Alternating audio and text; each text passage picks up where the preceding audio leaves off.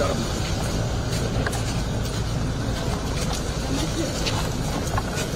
అమ్మా ఉన్నారా? ఒకటే షాపు ఇదా నిజాం పైసా షాప్లో ఎంత వస్తుంది ఎవరైనా రోజు 200 పరిస్థితి ఎంత దానికి పెట్టుబడి ఎంత అవుతుంది ఎంత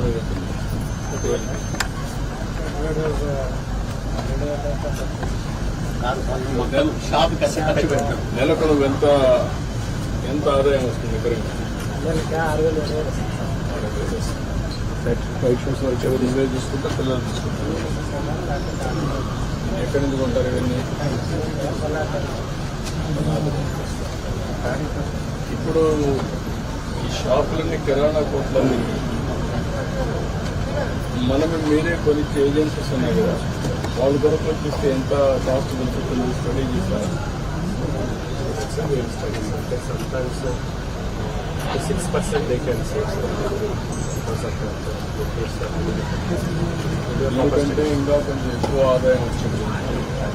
నువ్వు పోయే పని లేకుండా వాళ్ళే తీసుకొచ్చి పంపిస్తారు. ఎట్లా అమ్మాలో కూడా కరెక్ట్గా పెడతారు.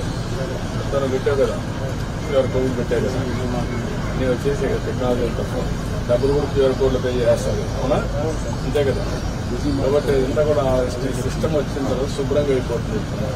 అదే షాప్ చూడంగానే వచ్చాను. ఏం చెప్తారంటే మీకు ఇవన్నీ తీసుకొస్తున్నావు కదా, అంతకంటే తక్కువ రేట్లకు డైరెక్ట్ కంపెనీలతో మాట్లాడి మీకు సరఫరా చేస్తారు. డైరెక్ట్గా వచ్చి వాళ్ళు చూసి మీకు ఏ విధంగా చేయాలని చూసి ఏమేమి అమ్ముడు పోతాయో అవే ఇస్తాను.